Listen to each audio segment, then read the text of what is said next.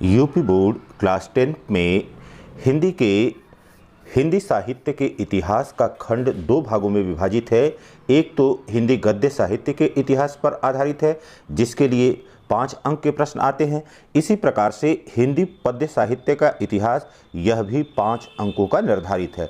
तो अब यहाँ पर देखिए बेटा, हिंदी साहित्य का आविर्भाव यह पद्य साहित्य से होता है और जो भी युग है, जैसे युगों में विभाजन किया गया है, तो प्रत्येक युग में विशेष प्रवृत्तियां थी। प्रवृत्तियां का मतलब है कि इस युग की कुछ विशेषताएं थी कि किस प्रकार का साहित्य लिखा जाता था। तो उन विशेषताओं के आधार पर यहाँ पर पद्य साहित्य को आदिकाल या वीरगाथा काल, पूर्व मध्यकाल या भक्तिकाल, उत्तर मध्यकाल या रीतिकाल और आधुनिक काल में विभाजित किया गया है। और इस 2022 के पाठ्यक्रम में केवल रीतिकाल और आधुनिक काल, यही दोनों पाठ्यक्रम में सम्मिलित है। तो रीतिकाल का समय क्या है? 1643 ईस्वी से 1843 ईस्वी का, और आधुनिक काल यह 1843 ईस्वी से आज तक का काल। अब यहाँ पर देखा जाए कि रीतिकाल क्या है, तो हमने कहा कि रीतिकाल यह 1643 ईस्वी से 1843 ईस्वी तक है। और यहाँ पर 2 प्रकार के ग्रंथ हमको मिलते हैं। एक अलंकारों पर आधारित होते हैं और रसों पर आधारित होते हैं। दो तरह की ग्रंथ यहाँ पर हैं। तो रीतिकाल क्या होता है? अब यहाँ पर देखिए कि कवियों ने इस समय क्या किया, अपनी रचनाओं में रस, अलंकार, छंद, नायक और नायिका संबंधी प्रेम प्रसंगों की प्रधानता यहाँ पर दिया है। और रीति का मतलब होता है पद्धति। तो रस, अलंकार, गुण, नायिका भेद आधारित काव्यांगों की इसमें प्रधानता के कारण इसको रीतिकाल के नाम से जाना जाता है। अब यहाँ पर आपके स्तर पर यह रीतिबद्ध और रीतिमुक्त 2 तरह की काव्यधारा यहाँ पर कह लीजिए कि रीतिकाल 2 भागों में विभाजित है। एक रीति मुक्त है और दूसरा रीतिबद्ध है। तो रीतिबद्ध होने का मतलब शैली, भाषा, अलंकार का यहाँ पर नियोजन हुआ है। और बिहारी सतसई लिखे, केशव दास, इसी प्रकार से रामचंद्रिका, कवि प्रिया, रसिक प्रिया, यह इनकी रचनाएं हैं। मतिराम ने रसराज, मति राम सतसई और ललित ललाम लिखा हुआ है। भूषण ने शिवा वावनी, छत्रसाल दशक हैं। इसी प्रकार से रीति मुक्त काव्यधारा क्या है? हृदय की स्वतंत्र वृत्तियों पर काव्य की रचना की गई। रीति मुक्त होने का मतलब है कि इन्होंने जो पद्धति उस समय चल रही थी, उस पद्धति से हट करके, मुक्त होकर के काव्य की रचना की है। और इन्होंने लक्षण ग्रंथों के अतिरिक्त भक्ति, नीति और हृदय की स्वतंत्र वृत्तियों के आधार पर काव्य की रचना की है। तो इसके अंतर्गत घनानंद है, आलम है, बोधा है, ठाकुर हैं और द्विजदेव हैं। घनानंद की रचना जो है सुजान सागर, सुजान गीत है। आलम की सुदामा चरित है, श्याम स्नेही है। बोधा की इश्कनामा है और ठाकुर की ठाकुर ठसक है। तो इस तरह से यह इनकी रचनाएं हैं। फिर रीतकाल की प्रमुख प्रवृत्तियों पर हमको ध्यान देना है कि रीत या लक्षण ग्रंथों की इस समय रचना की गई थी। श्रृंगार रस की प्रधानता थी। दोहा, सवैया, कवित्व छंदों की प्रधानता थी। और यह काल व्रज भाषा का चरमोत्कर्ष काल था। यह इसकी 4 विशेषता है। तो कोई 2 विशेषता एग्जाम के दृष्टिकोण से आपको याद रखना है। अब यहाँ पर देखिए, इस आधुनिक काल को, जहाँ इस आधुनिक काल को हम लोग नवीन विकास का काल मानते हैं, पुनर्जागरण का काल मानते हैं, इस नाम से भी इसको जाना जाता है। तो यहाँ पर यह भारतेंदु युग, द्विवेदी युग, छायावादी युग, प्रगतिवादी युग, प्रयोगवादी युग और नई कविता के युग के नाम से जाना जाता है। तो भारतेंदु का युग 1850 ईस्वी से 1900 ईस्वी तक है। इसी प्रकार से द्विवेदी युग 1900 से 1920 तक है। छायावादी युग 1920 से 1936 तक है। प्रगतिवादी युग 1936 से 1943 तक है। प्रयोगवादी 1943 से 1950 और नई कविता का युग यह 1950 से अब तक है। अब यहाँ पर देखिए, भारतेंदु युग क्या है? भारतेंदु हरिश्चंद्र को आधुनिक हिंदी साहित्य का जन्मदाता माना जाता है। हिंदी साहित्य में राष्ट्रीय भावना के दर्शन सर्वप्रथम भारतेंदु युग में ही हमको दिखाई देते हैं।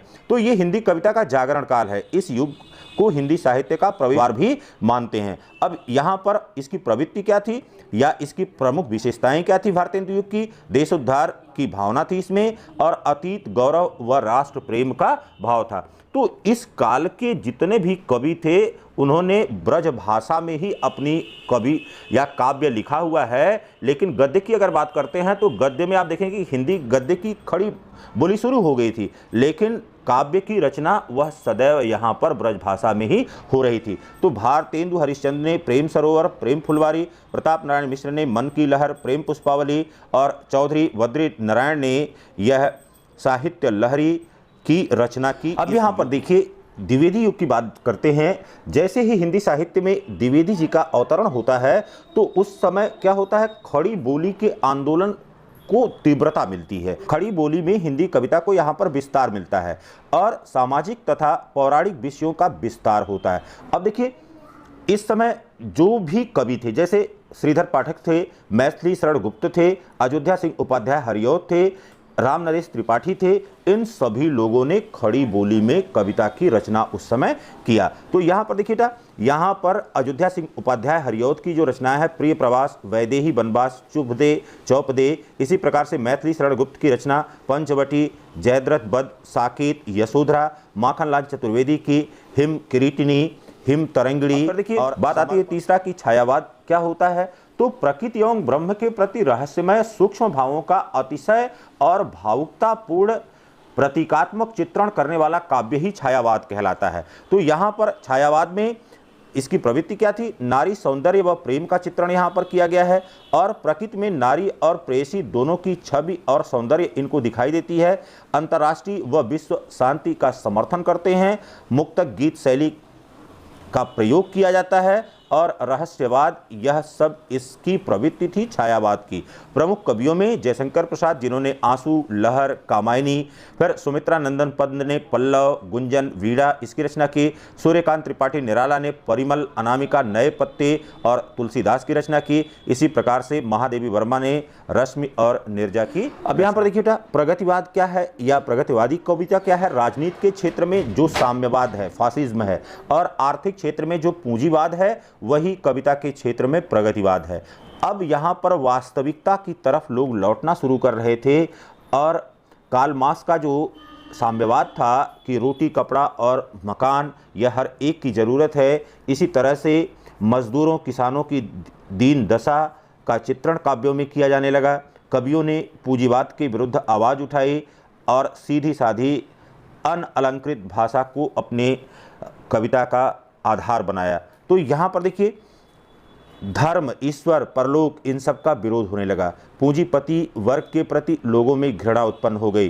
शोषित वर्ग की दीन दशा का यथार्थ चित्रण यहाँ पर किया जाने लगा। नारी के प्रति यथार्थवादी दृष्टिकोण यहाँ पर दिखाई देता है। फिर सरल शैली में रचनाओं को जनसाधारण तक पहुंचाया गया। तो बहुत ज़्यादा अलंकृत भाषा या रस, छंद, अलंकार का यहाँ पर प्रयोग नहीं किया गया। यहाँ पर नागार्जुन की रचना है युगधारा, सुमित्रा नंदन पंत की रचना है युगवाणी और ग्राम्या, सूर्यकांत त्रिपाठी की जो है कुकुरमुत्ता, या शिवमंगल सिंह सुमन की जीवन के गान, प्रलय सृजन और त्रिलोचन की धरती, यह सब इस युग या प्रगतिवाद की प्रमुख रचनाएं हैं। अब बात आती है कि प्रयोगवाद क्या है। तो यहाँ पर देखिए बेटा, प्रयोगवाद में इस युग की कविता हृदय की न होकर के मस्तिष्क की देन थी। साधारण विषयों पर लेखन की प्रक्रिया प्रारंभ होती है। नून, तेल, लकड़ी, साइकिल, चाय की प्याली, इन सब पर यह आधार बना करके अपनी कविताएं करते हैं और दूषित जो वृत्तियां हैं उनका यथार्थ व नग्न चित्रण किया जाता है। यहाँ पर अज्ञे ने हरी घास पर क्षण भर और इंद्रधनुष ये रौदे हुए, इनकी रचनाएं हैं। इसी प्रकार से धर्मवीर भारती अंधा युग, ठंडा लोहा यह रचना किया। मुक्तिबोध ने चाँद का मुंह टेढ़ा और गिरिजा कुमार माथुर ने धूप के धान, इस तरह की रचनाएं इसमें किया। तो यहाँ पर सच्चिदानंद, हीरानंद, वात्स्ययन, अज्ञे जो थे, यह इनको प्रयोगवाद का जो है प्रवर्तक माना जाता है। अब यहाँ पर देखिए बेटा, प्रयोगवाद में होता क्या है, जब 1943 ईस्वी में अज्ञे जी के नेतृत्व में 7 कवियों ने हिंदी पद्य में छंद, शैली, भाषा और भाव से संबंधित नए प्रयोगों को आरंभ किया, इसीलिए इसको प्रयोगवाद कहा जाता है। और 1943 में पहला जो है तार सप्तक प्रकाशित हुआ। इसी प्रकार से 1951 में दूसरा या द्वितीय तार सप्तक प्रकाशित किया गया और तृतीय तार सप्तक जो है वह 1959 में प्रकाशित किया गया। यहाँ पर आपको तार सप्तक के प्रकाशन वर्ष आपको याद रखने हैं, इस युग की प्रवृत्ति याद रखना है और इस युग के कवियों के नाम और उनकी 2-2 रचनाओं को क्लास 10th के पाठ्यक्रम में जो भी कवि सम्मिलित हैं उनकी या जो अध्याय सम्मिलित हैं उनके कवियों के नाम और उनकी 2-3 रचनाएं आपको अवश्य ही याद रहनी चाहिए। इसी प्रकार से बोर्ड परीक्षा में जो पूछी गई रचनाएं हैं, उन बोर्ड परीक्षा में पूछी गई रचनाओं के संबंध में भी आपको पता होना